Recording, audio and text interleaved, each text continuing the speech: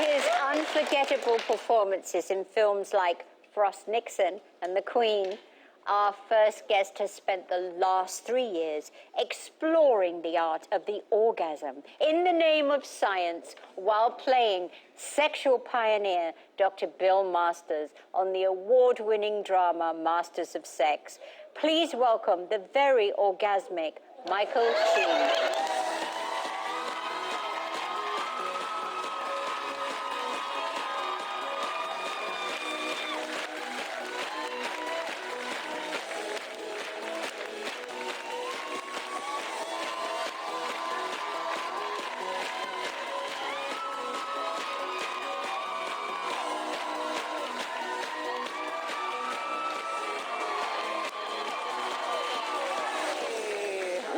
Well, Dancing.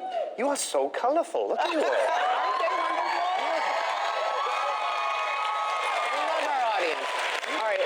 Wow. Michael, you have played so many memorable roles, from Aro in the Twilight series of movies to your Emmy-nominated performance playing British Prime Minister Tony Blair in The Special Relationship, and now Dr. Bill Masters in Showtime's Masters of Sex. But often people mistake you for another celebrity.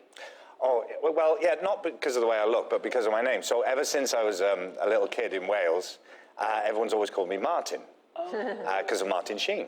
And ever since I scored my first goal for my we call it football correctly, you call it soccer incorrectly. But when I scored my first goal for my local team, the big thing was that you'd go to the local newspaper on a Saturday or whatever, and in the back pages, you'd look down all the different under-10s, under-12s football team, and your name would be in there. And the very first time I scored a goal, when I was 10 years old, I went in the back and it said Martin Sheen. And that plagued me all my life. First time I was ever in a play in the West End, just come out of drama school.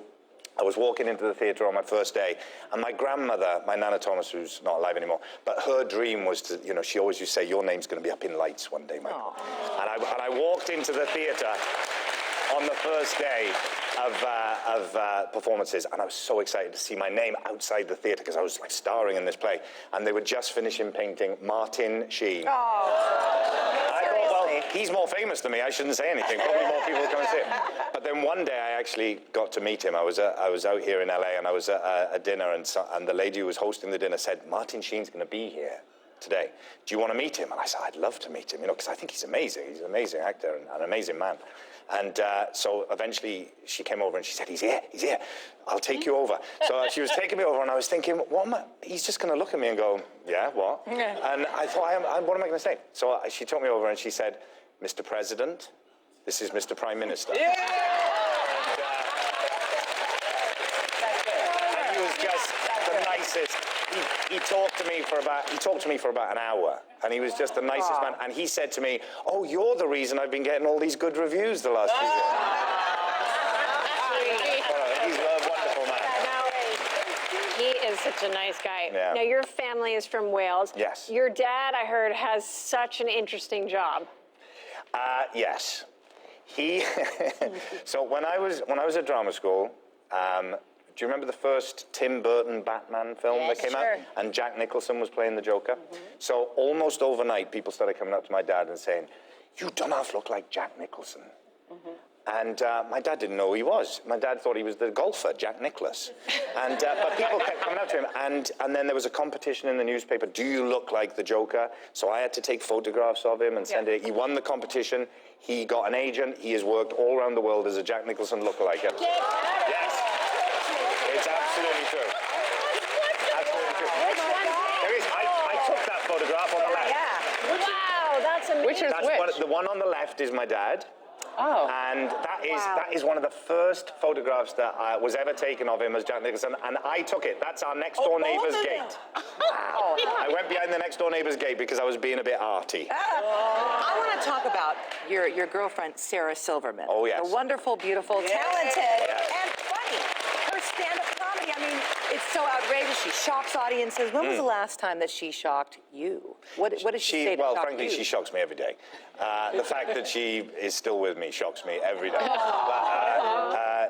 Well, funnily enough, the other day I saw, I was sent a magazine article that said, match the man, and there were pictures of about 5 different men, and match the man to the name he gives his member. I hope you know what I mean by when I say member. Of course we do. If they didn't then, they do now. Penis. His penis, yes. I'm a sex doctor, I can say penis. Yes. Absolutely. His willy. His willy, as we call it in Britain.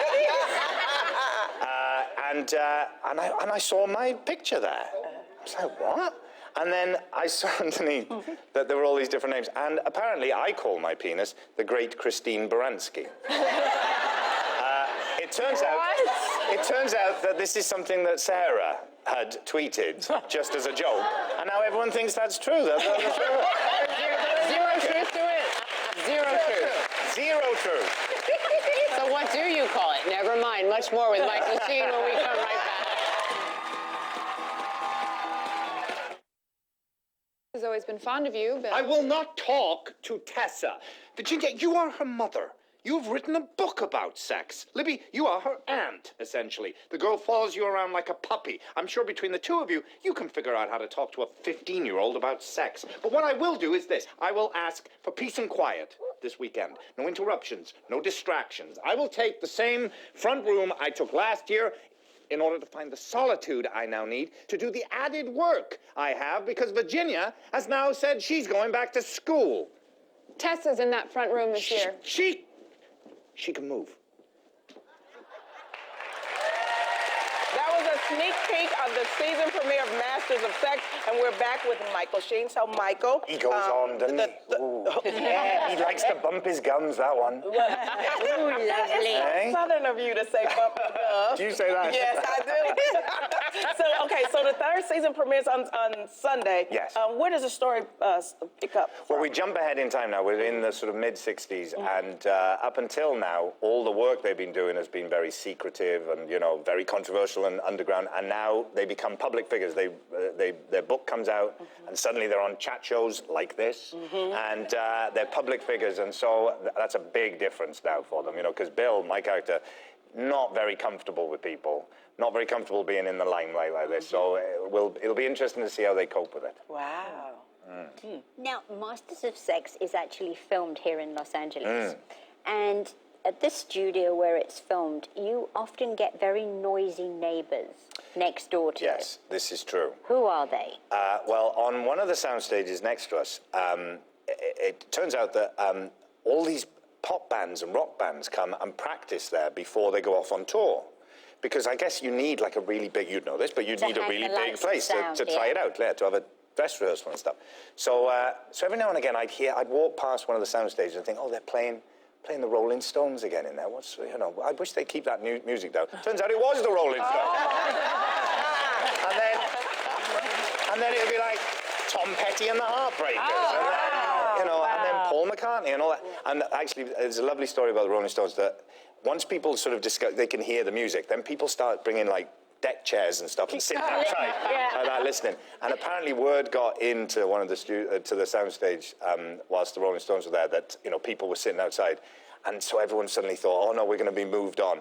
And then the song finished and the door opened and the guard, security guards came out and everyone was like, oh no. And then Mick Jagger came out and just went,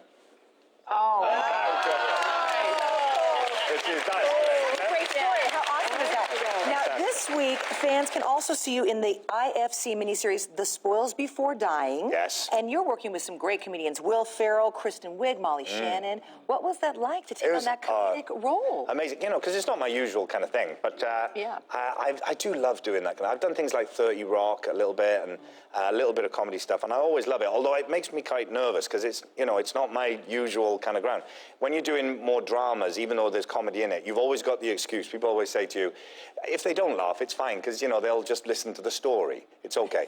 Whereas if you're doing an out-and-out comedy, if they don't laugh, there's no reason for you to be there. Right. So, you got to do it. So I've been doing, and like on Saturday night as well, there's another thing called 7 Days in Hell, which is another big comedy thing on HBO. Yeah. Right. With Andy Samberg and Kit Harington from Game of Thrones. Now, Kit Harington, people looking at the picture we have of him in that movie with you, people probably wouldn't recognize him.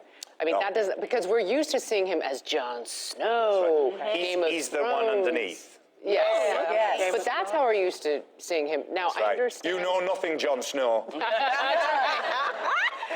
But I understand you gave Kit Harington a bit of a surprise. Well, yeah, I play in this. It's about a tennis match, and I play this sort of really seedy, creepy sports interviewer guy, and I interview him on a chat show, and it becomes very apparent that I've taken quite a liking to him.